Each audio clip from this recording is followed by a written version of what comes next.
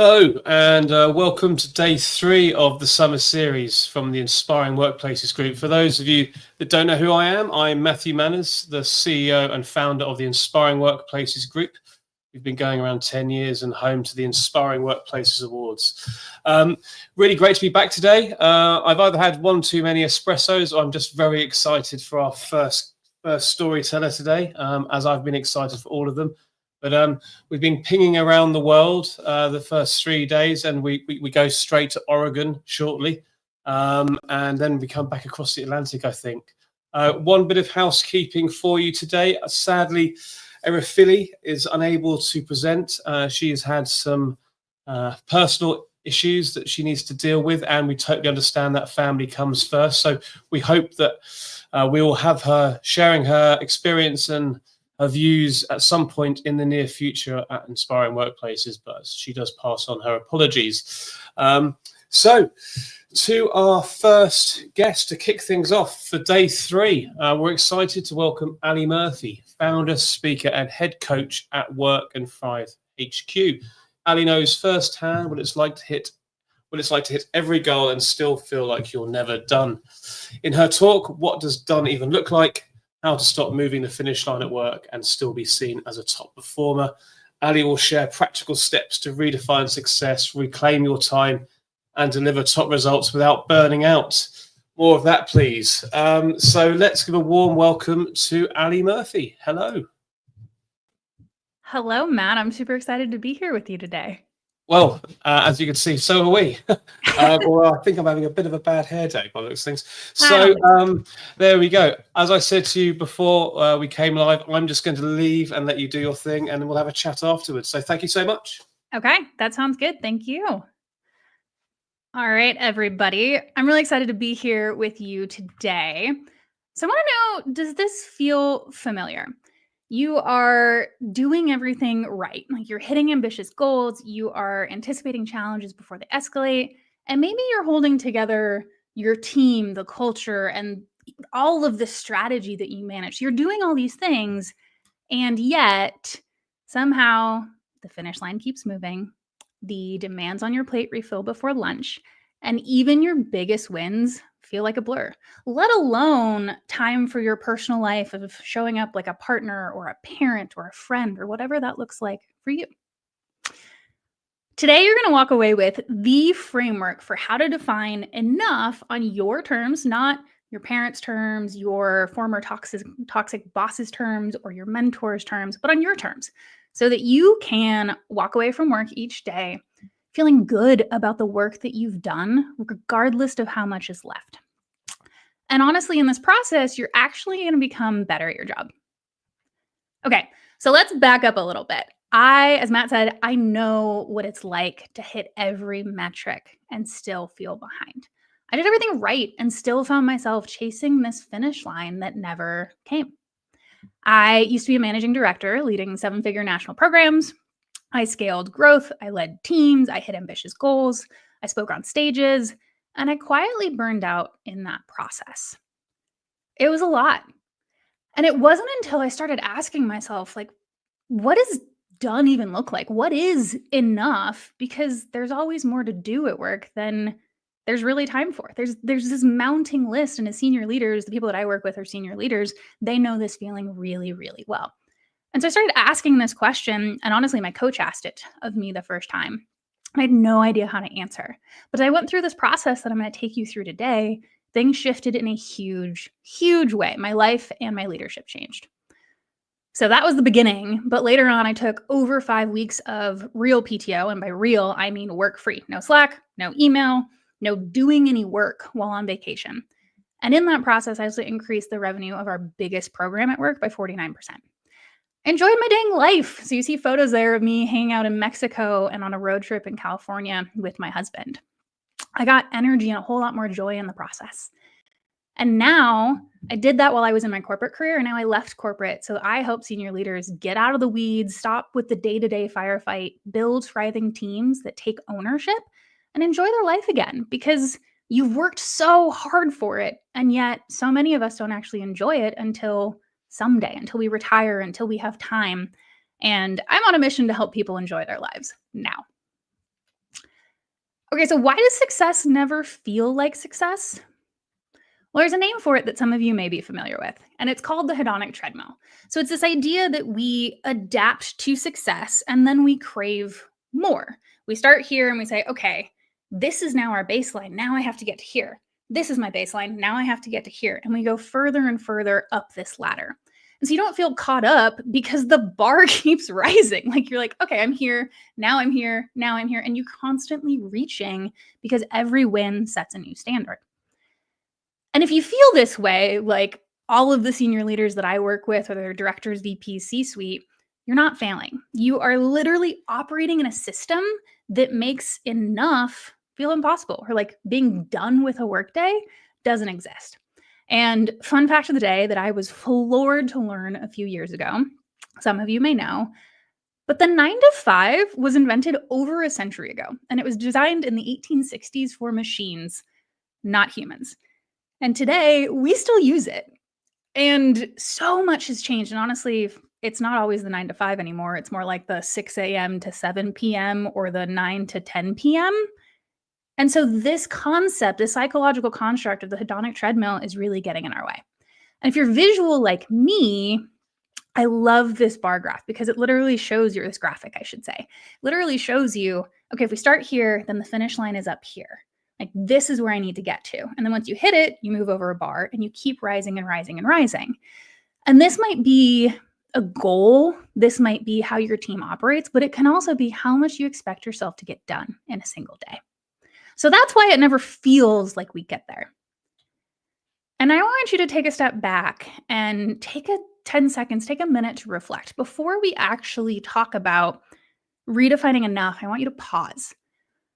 What were you taught that success at work looks like? And this isn't about blame.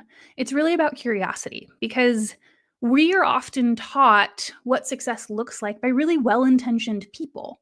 But those messages can really get in our way if we leave them unquestioned. And so whether that's from parents or mentors or a previous boss or society and media at large, what does that sound like for you? It might sound like always be available. It could sound like go above and beyond. Say yes to everything. I'm working with 6 senior leaders right now in a group coaching program, and this is a huge one for them.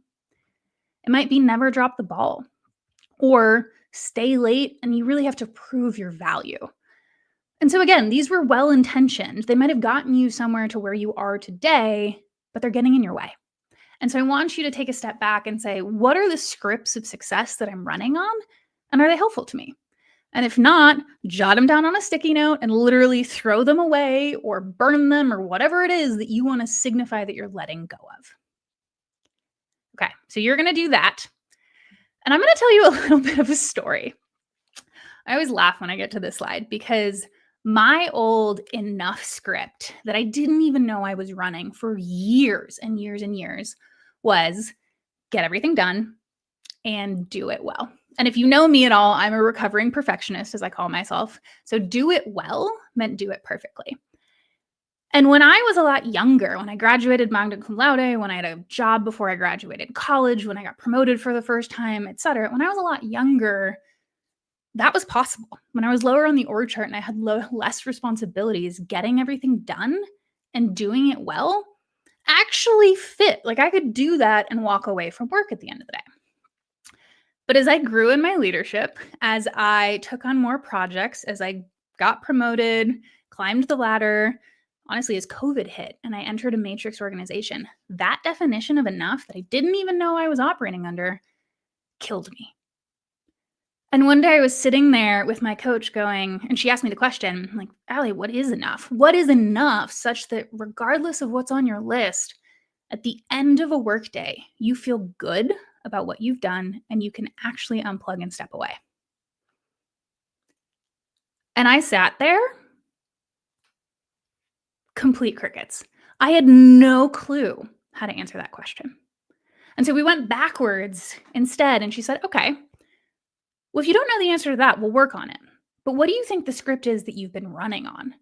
And so it wasn't until about 3 years ago that I came up with this script and I realized I'd been running on it for years. And that's for me was step one of saying, okay, this is what I've been doing. Now let's chart the path forward of where are we going from here. We're done killing ourselves in the name of doing everything and doing it all well, aka perfectly. Let's move forward. And so I want to talk to you a little bit about the hidden cost of that script that I was running and what you might be running too. So from the outside, I looked like a textbook success story, especially I would say at my age. So I was successful on the outside. I was getting promotions. I was having big wins and exceeding goals. My team was growing and they were getting promoted too. And I was speaking on stages. By all definitions or by all looks from the outside, it looked great. It's kind of like when you look at social media and you're seeing a highlight reel of everybody's life, but you don't know the behind the scenes.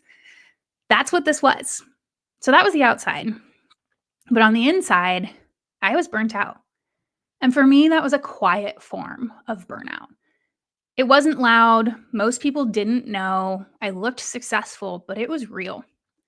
I was chronically reactive and felt like I always had to be plugged in, especially if my CEO was messaging me or the founder before we got acquired. That was big. I took way too much home and am incredibly grateful that I have a patient husband, but that's not how I wanted to show up.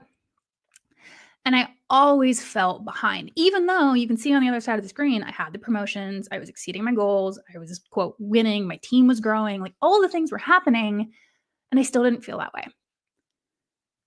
So we're going to talk about how to define enough so you can actually unplug. And the research backs this up.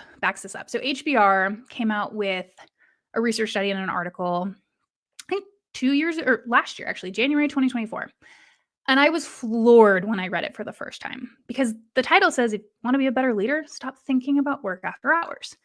And so many of us think that if we just spend an hour on the budget projections tonight or get this project done or clear my inbox before my team comes in, because my team was on Eastern time and I was Pacific time, they're 3 hours ahead of me. If I just do these things, I will feel more prepared tomorrow. I will be ahead. I will be on top of it. When in reality, we might think that, but the research shows the opposite. So if you want to be a better leader, you actually have to not just stop working, but stop thinking about work after hours. And so the researchers of this study found that the leaders who mentally disconnect, not just close their laptop or turn off Slack, but truly detach from work, are more effective, they're more creative, and they're more emotionally regulated. And so when we don't define what enough is or what done is, we never really stop working. And our leadership suffers because we're never truly off on one sense. And because of that, we're never truly on either. And if all of this is new to you, like it was to me a couple years ago, reading an article like this can feel like an immense amount of permission to do something differently, and proof from literal studies that says, okay, if I actually unplug, this is going to be better. So one of my favorite things to say is you don't need a new productivity system. You don't need a new morning routine or to get up at 5 a.m., though I am a morning person. What you really need to know is what done looks like for you. So let's go through it. We're going to talk about 3 ways to define enough so you be done at the end of the day or week or month or whatever it is, and the mindset shift to help you get there. So let's talk about mindset first. I'm curious, if we were like in an actual workshop, how I usually do this, I'd ask you this and I'd want some of your responses. But what would it feel like to know that you'd done enough, even if you didn't finish everything on a given day? Most senior leaders that I work with and myself had never even conceptualized that question. We'd never felt that like, oh, if I felt like I'd done enough, it would feel like X or Y would be possible. But when you start to turn this part of your brain on, it opens the possibility of this being a real thing. And if you're sitting there going, okay, yes, I get that conceptually, but how the heck do I actually do it? Which was my first question. Here's some starter questions that you can use. So what would feel different at the end of the day? How would you hold yourself? How would you carry yourself? What might shift in your mood, your interactions, your body, and maybe even how would you show up at home in your personal life? And for all you recovering perfectionists out there like me, this isn't about getting it perfect. This is literally about starting the dialogue and the conversation in your brain or on paper or with a friend about what this could look like differently. And this is your first spot.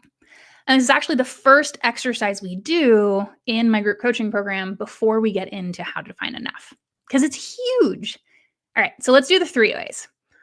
Number 1 is an anchor statement. So high achievers, like we talked about with the hedonic treadmill, usually have a goalpost or a finish line, and then they move it without realizing it. And so an anchor statement brings both clarity and enoughness to your day, especially when everything feels unfinished. And that anchoring determines and defines what success looks like on your terms, not on somebody else's, but on your terms. And this enough is not empty is an example of this. So an anchor statement is a short statement that grounds you when you feel pulled or overextended. It should remind you of what's reasonable and true, not what's ideal, but a total pie in the sky, unrealistic thing that you're holding yourself to. And if you want to come up with your own, I'm going to step back for a second and say there's 3 ways to do this, 3 ways to define enough. And anchor statement is one of them. Your job is not to do all 3. Your job is to pick whichever one speaks to you and feels like it'll be most valuable. And I'll have a recap of all 3 at the end and try it for a week. So if this one speaks to you, the starter questions to help you come up with your own might be, what truly brings me back to presence and clarity? What would help me stop moving the finish line? Or what's the sentence that I want to use to help me shut down at the end of the day? And you will get the slides later from my understanding, but if you want to take a screenshot or take a photo with your phone, go for it. So that's how you do it. Let me take a sip of tea. There we go. Okay, and then examples, because I feel like when I was hosting my company's podcast for years, I'd be like, can you give me an example to bring that to life? Because it's one thing to tell you something, and it's another to show you what this looks like in practice. So that first one, enough is not empty, is from a director of a huge national nonprofit in the US. And she came through a workshop a couple weeks ago, back in April, so a couple months ago now, and landed on enough is not empty. Because she found that at the end of her workday, she was feeling completely empty. And so for her, she'd done enough before she got to that point. Mine was, I did what I could with the time, energy, and resources I had. Think about how freeing that would be versus I got everything done and I did it well. Another example would be I honored my focus and my limits today. So that's an anchor statement. Your second way of doing this is coming up with a recipe for a good workday. So think of this like a recipe in a kitchen. My husband and I love to cook. He's the one that doesn't use a recipe at all. I'm the one that uses the recipe, but we sometimes make adjustments. And so this was me asking, okay, within my control, what are the ingredients that, if present, would help me feel good about how my day went and what I did? So this came with 3 buckets. For me, I was really struggling with energy and boundaries. So I came up with a self bucket. I knew that I felt better when I focused and that I really got good work done and moved projects forward when I focused on the right thing. So I had a work bucket. And then I'm huge on people. I've called myself a people first leader for a long time, and I care about how I treat others. So I came up with an others bucket. Yours might be different, but you want to pick 3 buckets. It might be these 3. You could come up with totally different ones, and then come up with 2 to 4 success markers in each of those buckets. And I want to note here that this is not a dashboard. This is not a scorecard. This is something where you're picking a couple things, and as long as you do some of them, that means success. So this is a screenshot of what I worked on a couple years ago as I was coming up with my own, and then I shared these back and forth with my coach. So this is literally what I used. And as long as I hit 1 or 2 in each of those buckets, didn't matter what got done. That was a good work day for me. All right, and our last version of this is a values-based filter. So senior leaders, like I'm sure all of you, get pulled in 1,000 or 10,000 directions a day. And without an internal compass, we default to urgency over impact. We default to, I used to call it playing whack-a-mole, and it's not fun. But as my mom has told me my entire life, we are human beings. We are not human doings. So this is about measuring success through who you were, how you showed up, not just what you did. So for this one, you're going to come up with 3 words that reflect your best self. And if you're not, you might have words that already fly into your brain. Great, use those. If not, these are some questions that you can ask yourself, journal about, talk through with a friend or your team. And the answers to these will point you to the 3 words. It could be 5, but I like 3. The 3 words that you want to use as your markers for a day. So for me, these became kind, clear, and courageous. And so it was coming back to I'm a human being, not a human doing. So if I went through a work day or a work week and I was kind, I was clear, both up with my CEO, across with the senior leadership team, and with my team as well, and I was courageous in some way or another, then that was a good day. I was done. I'd done enough. So for you, I want you to pick one and try it. Again, not all 3, but pick one. So an anchor statement, if you need a grounding reminder to shift those gears, recipe for a good work day, if you want to measure progress across your day, or a values-based filter, or some people call this a to-be list, if you lead through alignment and not checklists. And I would highly encourage you to try this for yourself and then also bring it to your team and do it with them and see what you all come up with. This isn't fluff. Like so many people think, okay, but I just have to get the stuff done. It all has to happen in this and that. I'm like, yeah, we work in businesses or nonprofits, and that's important. But defining enough isn't about pulling back. It's about locking into what really matters and doing it in a way where we are centered, our teams are centered, and we're actually moving forward more productively and better. So 3 really quick stories for you of leaders who've actually done this. So number 1 is a CMO who used a values-based filter, and he let go over the course of about 2 weeks of being the team's shock absorber, because his old definition of success, or his script that he was running, was happy clients, which to some extent you can control, but not entirely. So he let go of being that team shock absorber, stepped fully into strategic leadership, and then drove year-over-year revenue growth. Another one is the director I already talked about, who came up with enough is not empty. She started walking again, she started playing games with her friend again, felt present, and saw no dip in results. And then me, I've done all 3 types over the years, which is why I'm here talking with you about it today. But I focused on what matters. I took 5+ weeks, of work-free PTO last year in 2024 as a managing director. I got promoted. I led 49% revenue growth, and it's not on here, but I actually got an 86% raise over the course of 3 years while doing this. So what if this is the real skill? Redefining done isn't lazy. It is, in my opinion, true leadership. It is how top performers stay sustainable, sane, and their teams do too. Because you as a leader impact your team in huge ways. And self-leadership and doing this for yourself is crucial, but the more that cascades for your team, the better. All right, so your turn. It's your turn to pick one of these 3 and come up with your enough script. And I'm going to leave you with 3 things here. 1, you don't have to earn your rest. 2, you don't have to chase someone else's finish line. And number 3, you just need to define what done looks like for you.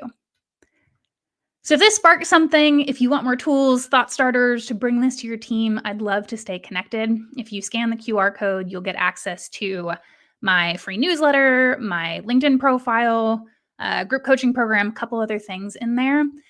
And the truth is that implementing something like this is so much easier with accountability. So if you want to do this, and I highly recommend, try it, test it for a week, DM me on LinkedIn. I'll send you the worksheet that you can actually use to fill this out. And then I'd love to check in with you and hear how it went. So that's what I've got for you today. Thanks for joining me. And I'm super excited to see what this shifts for you as you go forward. And I think Matt's going to come back, and then you're going to hear from Rachel. Hello. Thank you so much, Ellie. So much in there. I'd never heard of the hedonic treadmill, and I've been on it. Yeah. And the irony of being on it for so long, not realizing I've been running on that thing for a long time. It's amazing how you do keep raising that bar subconsciously. And so and my father was even worse. Still is. So really, really interesting. As you were going, there's so much to take away from that, and obviously we all have thoughts of personal experience. I'm sure everybody on this session is doing as well. So what success look like at work, title, money, managing people, reporting to clients, all of which I was going to be really, really bad at. And I luckily realized quite quickly that the stuff I was good at, I was never going to get rewarded for. There was no career path, which is why I left and ended up doing what I'm doing now. Thank God. As you were talking, we've been talking about AI this week. We've been for years now been talking around the 4-day week and what AI hopefully brings to the world. Rather than replacing humans, it creates output focused and more productive without being having to work harder. And it just felt, as you were talking, that this is leading, what you're creating is more output focused. So actually you're moving the needle. You don't have to do the whack-a-mole and everything. Is actually, what do you do that delivers the most output for you and your organization? Yep. Whilst protecting yourself. And it feels very timely that you're putting a structure and a framework in place in the way the world is hopefully going to evolve. So yeah, I really enjoyed it. I was just kind, clear, courageous. I loved your recipe for a good work day. You went off that one quite quickly because it was a very good recipe. Do the 2 most important things that day. I thought that was a really good one. With somebody I've spoken to on our podcast said, "Eat the frog." Yes, it's exactly. Like you eat that frog first thing in the morning, and everything else is a bonus kind of thing. So, I don't think there are any questions or comments. I think most people are probably doing a lot of self-reflection right now, and probably going to DM you quite soon. Is there anything else you'd like to add? I mean, it was just a really insightful, thought-provoking session for the individual as well, which I love. Yeah. So 2 things. I mean, one I already said, but if you're thinking through this, like when I went through this in the beginning, I literally was crickets. I had no idea how to answer these questions. So if you get stuck in that place, let me know. Reach out on LinkedIn, DM me, and I'd love to workshop it with you. And the other part is, this actually came through this morning. So in my group coaching program, I currently have 6 senior leaders in the pilot, and they just did this exercise last week. And one of them dropped it in Slack this morning of what that outcome has been like for her. And so she's a VP at a tech company, and she talked about how she prepped for the day, what her recipe was, and then said, and I got all my stuff done by 9:30. She's like, I could finish the day now. And she's like, I haven't felt that on top of it or that ahead of the finish line in a really long time. And so this stuff can seem almost frivolous or like, oh, I don't know, that's not for me. I just need to get the work done. When in reality, I think a lot of that's a misconception. If you take the step back and you do something like this, the outcome can be huge, not just for your work, but how you feel personally, and then that ripple effect to your team as well. Yeah, and your personal life, the people at home. Oh yeah. Yeah, which often forgotten, but so brilliantly put into your story. So I really do appreciate it. So yeah, please do look up Ali, everybody, if you're watching live or on demand. And for me, thank you so much. Hopefully get to Oregon at some point soon. My wife's been there, said it's one of the most fantastic places on earth. So very jealous, and look forward to chatting again to you at some stage in the future. Awesome. Thanks for having me. Bye, everybody. Thank you, Ali. Bye-bye. So, totally different subject matter, really focused on you at home or in the office. So I really appreciate Ali sharing her framework there. As we said, Erifili is no longer with us today, but we'll hopefully have her sharing her story later in the year. So, to our next speaker, storyteller, and actually closing out the lineup for today is Rachel Wells, a Forbes contributor, LinkedIn top voice, and founder of Creatisphere. Rachel has built a 6-figure solo business and multiple promotions and carved out her own path to success by rewriting the rules. In her talk, Rewrite the Rules or Get Left Behind, she'll challenge us to rethink our own career playbook, embrace reinvention, and adapt to a changing world of work. So you can see with a common thread in each day for the summer series. And this is actually a pre-recorded session that Rachel's done for us because of her very busy schedule, and we thought it'd be better to have that for you than not at all. So please enjoy Rachel's session now, and I will see you again after. I shouldn't be here. No, seriously, I shouldn't be here standing before you today or sitting before you here today. as a Forbes contributor with over 60 million views in 2 years, a LinkedIn top voice with more than 28,000 followers, a six-figure entrepreneur living my dream life as a digital nomad right now in the tropical island of St. Lucia, silver winner of the Young Business Person of the Year Award from the London Chamber of Commerce, winner of the Bayes Business School Rising Stars Scholarship. I should be here before you today, sitting here with these accolades. You know why? Because I didn't play by the rules. The rules that define success within my field, within my industry, the rules that people would say you traditionally need to follow to get to the level of success that I have achieved, I didn't follow them. As a matter of fact, I rewrote them. Let me take you back a little bit to the year 2019. I was 19 years old. And at that time, I had the audacity to start a business, a coaching business, in a field I had zero professional experience and zero professional qualifications in, career coaching. I don't know why, up to this day, it astounds me to this day, but I had the guts and the courage to believe in myself, and most importantly, to believe in my God. And faith in myself and in my God enabled me to, in the midst of my family and I facing eviction, in the midst of me going through an existential crisis with my family, to the point where I was facing thoughts of suicide, I plucked up the courage and had the audacity to put myself out there, promote my services as a career coach. That was an unconventional, daring move. But thankfully, within 6 months, I multiplied my income 5 times. In just over a year, I received over 70 5-star reviews. I was fortunate to work with clients from all over the world in over 8 countries, ranging from global managers to directors to high-profile clients who had worked with the royal family. And yet, I hadn't followed the rules. I hadn't followed the traditional rules of business success. And yet I achieved this success within a short space of time at the age of 19. Talk about rewriting the rules. Well, how about that time when I was promoted to management? In fact, I had several promotions to management, both internally and externally for other jobs, up to 5 promotions in my career within my early 20s. And yet I was told that I was too young to know how to manage a team. I'll get back to that later. Talk about rewriting the rules. Or how about that time when, at the age of 23, I landed a scholarship, the Rising Star Scholarship at the Bayes Business School for the Global MBA program. Mind you, the Bayes Business School is one of the most prestigious business schools in the whole world, with a 14% exclusive acceptance rate, and I received an unconditional offer with a Rising Star Scholarship, even though I didn't have a bachelor's degree at the age of 23.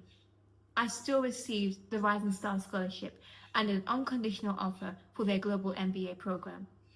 Talk about rewriting the rules. Or how about where I am now as a 6-figure entrepreneur and LinkedIn top voice and a recognized industry expert and thought leader in my field when it comes to entrepreneurship, when it comes to AI, being featured on national TV in the United States, being respected for my contributions to my field. Yet, I still don't, up to this day, have a business degree. I still don't have the conventional background, the conventional path that many people would follow if they were to chart a path to where I am right now. Talk about rewriting the rules. And I want to tell you something, that a lot of times we restrict ourselves in our careers and in our organizations because we hold to our preconceived notions. We hold to predefined ideals, rules, which rules are good, but sometimes they can be heavily restrictive. And where we fall and where we fail as organizations and as managers is when we stick to the same old set of rules year in, year out, year in, year out. And there's no change. And we're not willing to change. We're not willing to adapt to the times. We're not willing to evolve as organizations and as leaders and as managers, much less in our own lives as professionals. We're not willing to think outside the box and get creative and explore new possibilities and new ideals. Let me give you an example of what that looks like in my own life. When I was 21, turning 22, and there was one time when I had applied for a role, my contract was ending, and I had applied for a role outside of my current job, and I landed it. It was a contract manager job, and I was elated. I was excited. I had landed the job of my dreams. I wanted to be a contract manager. I was managing government projects, government contracts across the United Kingdom in workforce development projects on behalf of the Department for Work and Pensions, and not working directly for them, but working on behalf of other companies as a contractor. And I was so excited. And so here I was sitting at my work from home office, my work from home desk. And this was my first day in my new role as a contract manager. And I was ready to get started with onboarding. I would just open my laptop. I'm like, okay, let's sign in. Let's get to it. I'm ready for onboarding. I'm ready to start. I'm ready to meet my new team. I was so happy. And then, just as I was about to sign into Teams, open up my onboarding, see what my agenda is for the day, I received a phone call. So I picked up the phone, and it was the recruiter who had initially put me forward for the role. So I say hello, and let's just say the man's name is Luke. He's like, hi, Rachel. He's like, I need to speak to you for a minute. He says, first of all, how old are you? And I'm like, how old am I? That's a bit of a bizarre question.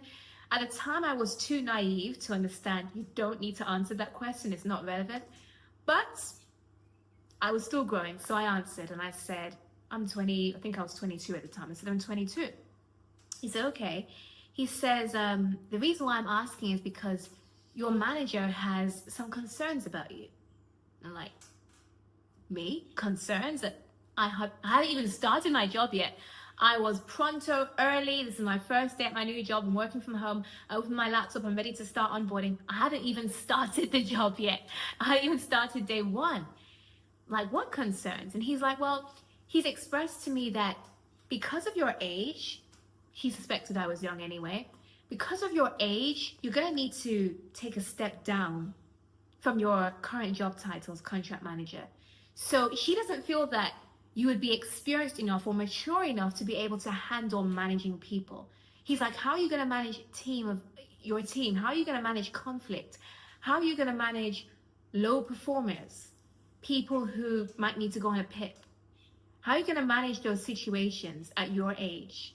How are you going to know how to deal with conflicts in your team?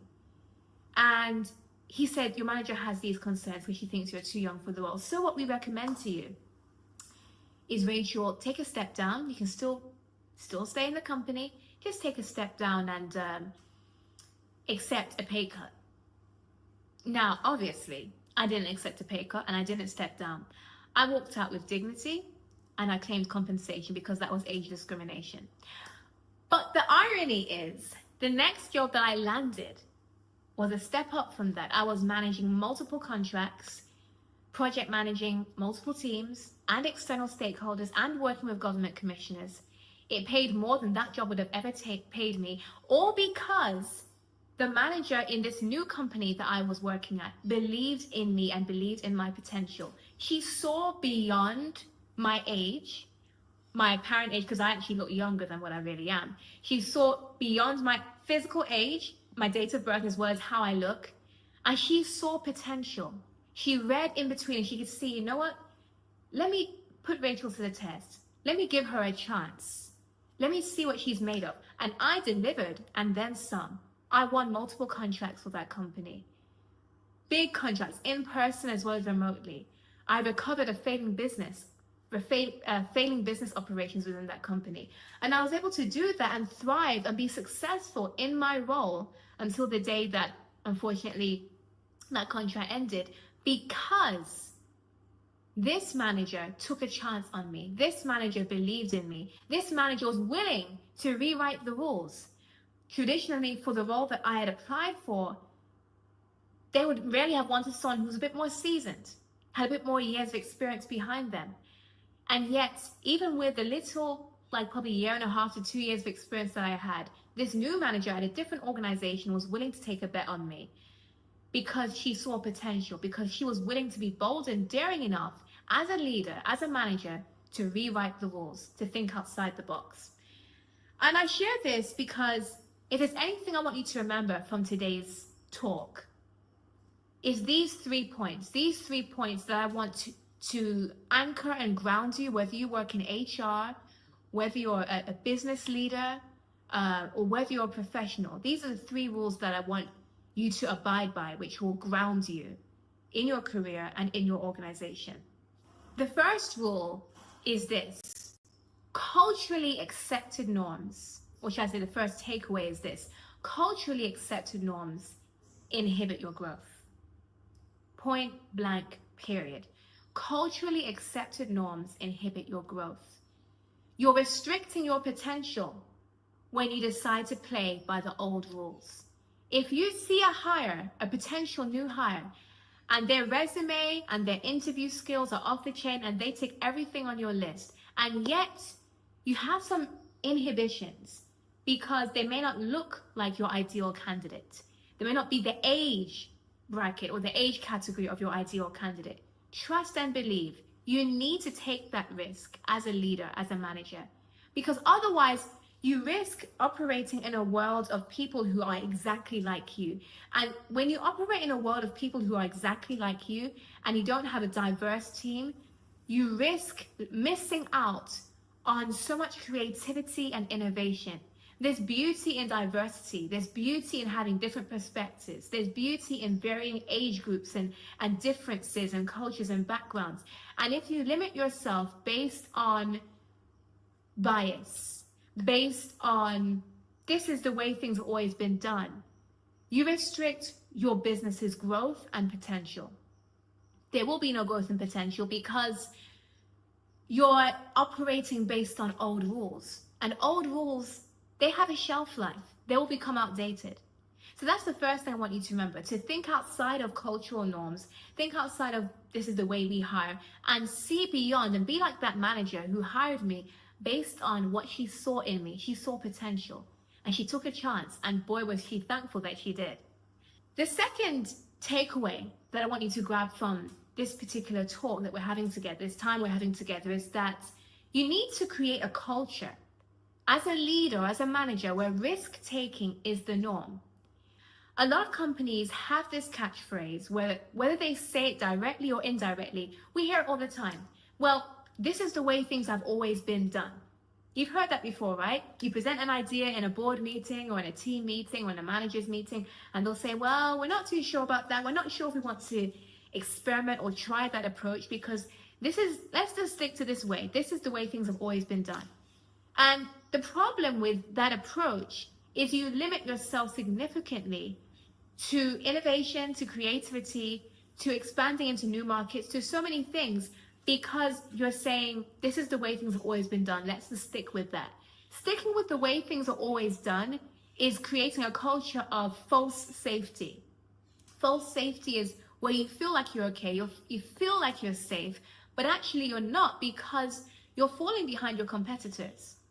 So you need to create a culture as a manager and as a leader in your organization where risk-taking is the norm, where it's okay to think outside the box. It's okay where you encourage your team members to consider new approaches. And I'm going to give you an example. There was a time when in one of my very first management job, I was leading a team, a cross-functional team in London. We were delivering a huge contract called the JETS contract. This was back in the pandemic to help people get back into work. And we had high KPIs and targets and SLAs. And my team consistently was the highest performing team for 6 months in a row. I'm serious. I'm dead serious. For 6 months in a row, they were the highest performing team in London. Why? Because I decided not to play by the old rules that my previous managers or the other managers in my organization were following. I decided to take innovative, outside the box approaches. One of the approaches we took as a team is I said, okay, let's have a knowledge sharing session. So every Tuesday we had training Tuesday.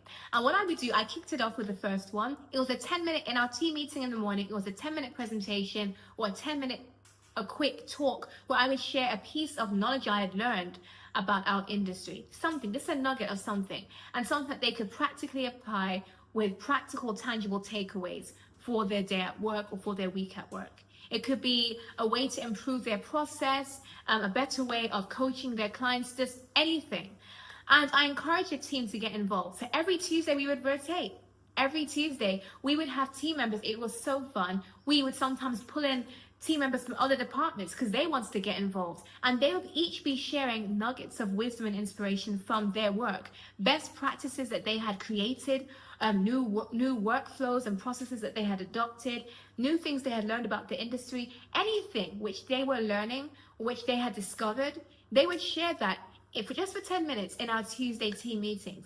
And the beauty of that is we were creating knowledge sharing opportunities.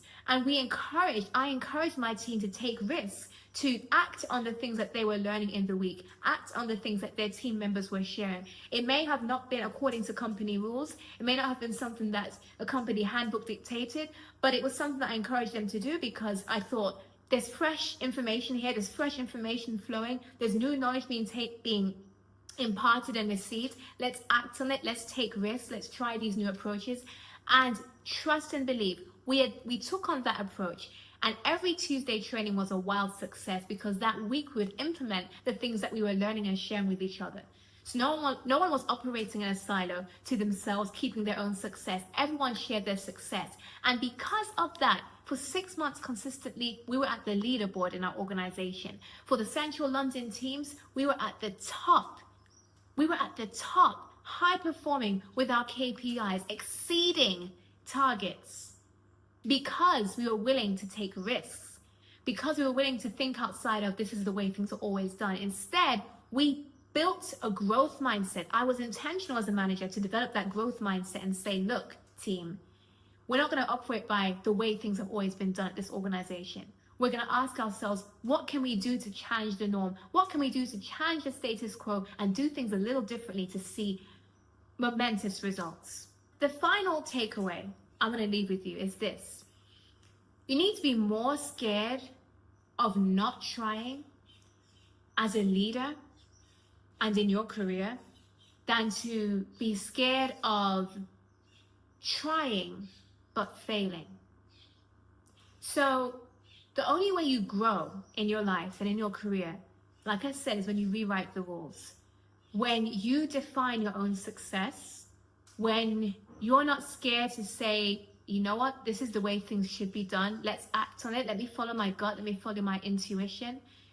You should be more scared of not trying at all and risking being left behind, risking being stagnant, being irrelevant, than actually trying and failing. At least you know you've tried.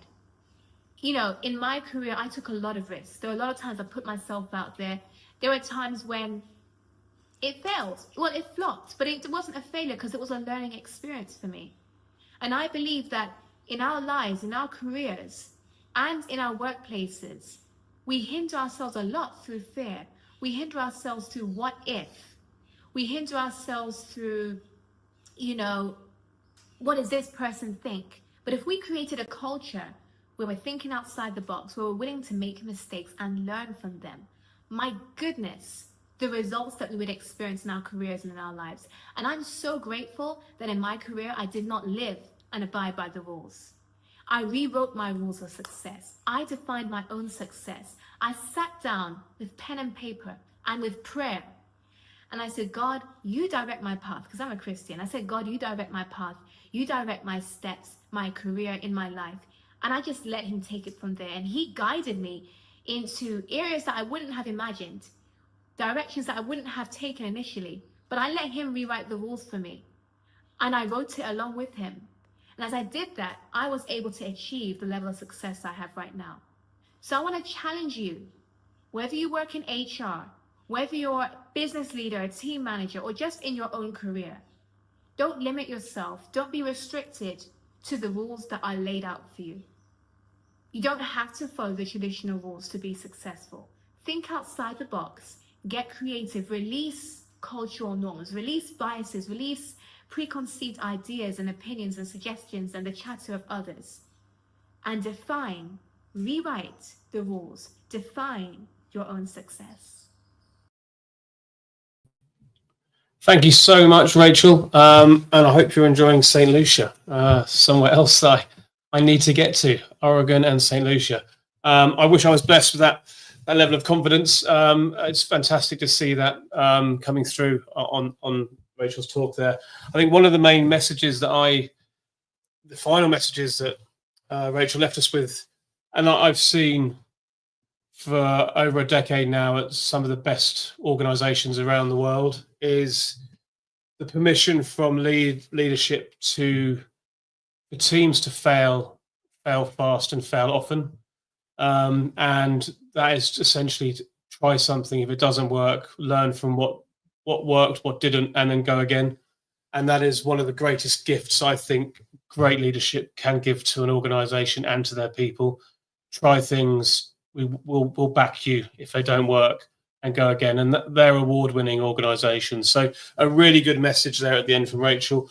Thank you so much to Ali and Rachel today.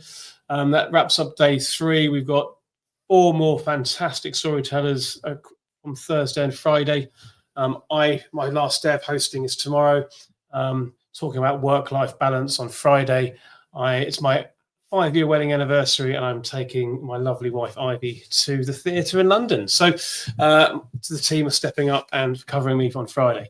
Anyway, I digress. It's Wednesday afternoon. I'm sure you now have plenty of things to get on with. We'll be back tomorrow with another day of the summer series. Thank you for watching, and thanks for being part of our community. Take care. Bye-bye.